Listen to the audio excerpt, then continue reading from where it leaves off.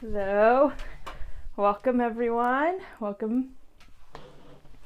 Okay, so today I'm going to talk about how to make the time, how to use your time, how to start and grow an online business if you don't actually have a lot of time. If you maybe work full-time at a day job, or if you spend most of your day taking care of your kids and your household, how are you supposed to grow a business? That's a question I get asked a lot, so that's what I'm going to answer today. If you don't know who I am, really quickly, my name is Laura. I blog at iHeartPlanners. I started the business a little over 3 years ago, and when I started, I did have a full-time job and didn't have a whole lot of time. And it's now grown into a full-time income for our family, and I just want to share with you because I would say of all the questions that I get asked and all the struggles that I see other entrepreneurs having, I think this is a common one. So if you are just starting your business, most people actually in the beginning stages do not have the luxury of 40 uninterrupted hours per week to work on their business. That's just kind of the way it is because you're brand new. I'm assuming you don't make a full-time income. At least for me, I didn't make anything until about 8 months in, so I certainly couldn't work on it 40 hours a week. Had other responsibilities, and I think most people are in that situation, and that's okay. I promise you, you can still grow a successful business even if you have limited time. So, what are you supposed to do? You don't have a lot of time. What are you supposed to do? All right, the number one thing that I think you need to do is treat your limited time like it was a real job. So, even if you only have, let's say, 2 or 3 hours a week, go ahead, figure out what time that is, put it on the calendar, and treat it like any other appointment. Show up, work hard just like you would at your day job. Treat it that way, even if it's a limited amount of time, because I think it can be really tempting to treat it more like a hobby, especially when it's actually not bringing in income yet, to kind of think of it as a hobby. But you want to treat your business like what you want it to become. So if you want it to become, I don't care if you want it to become like full-time or if you just want a steady part-time income, you need to treat it like that. And even if you had, say, a part-time job at Starbucks, you would still be expected to show up.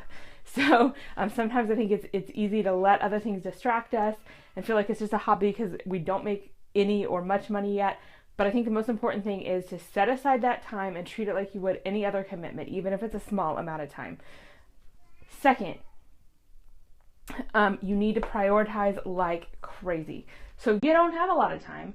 So the last thing you want to be doing is spending that precious time on something that is not as essential. So you want to figure out what are your highest leverage tasks, what are the most important things, and do those things first, and don't worry about all the other things that are less important.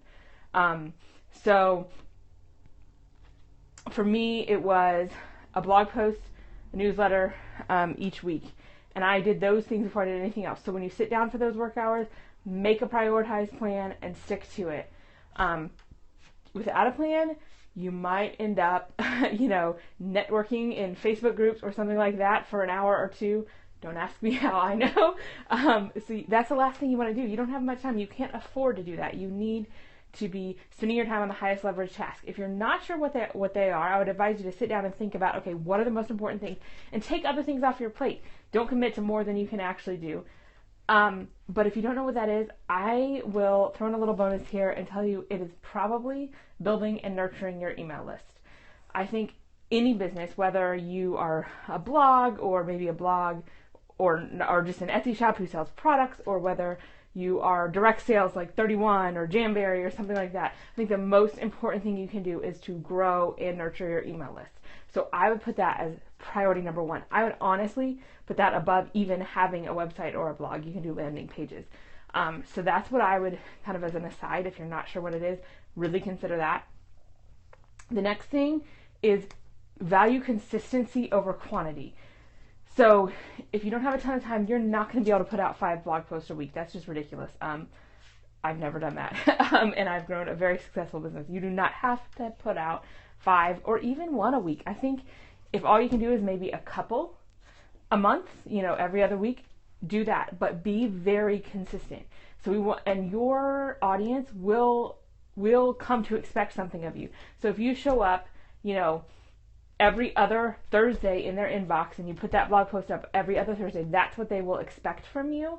And that is what will, hello, welcome. And that is what will help grow your business a lot more than, and I know this can be tempting, than like getting really inspired and motivated and putting out, writing 10 blog posts and publishing them for the next 2 weeks and then falling off the face of the map or the blogosphere for like a month.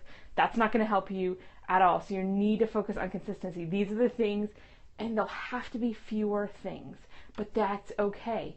As long as you do them consistently, you will probably see a lot more results than if you just went gung-ho, okay, let's worry about Instagram for like a month and let's forget about everything else. Okay, let's forget about Instagram now, let's only work on Twitter. That's probably not going to work. You need to establish consistency. And if you are blessed down the road with some extra time, you can always add more things in. If you're pretty successful, you may be able to hire some things out. There'll be time for that later, but be really consistent in what you do. So you need to treat what little time you have like a real job. You need to prioritize like crazy.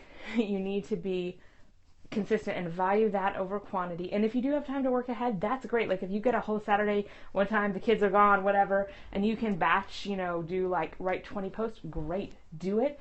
And then save that, schedule those out for, whatever your schedule is. If it's once a week, schedule those out for the next 20 weeks. Resist the temptation to put them all out there.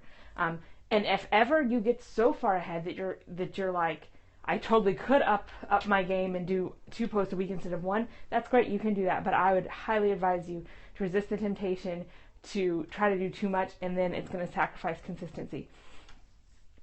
The last thing you need to do is use your time when you're not working as well as you can. So one of the things that I did, and I think a lot of people do, that is super time efficient, is to listen to trainings or podcasts or things like that while you're doing something else. So if you have a commute, maybe, and I did this a lot, you can listen to podcasts. I have some recommendations. If you sign up for my email list, iHeartPlanners.com/entrepreneur, I think it's the last email, the bonus email you get.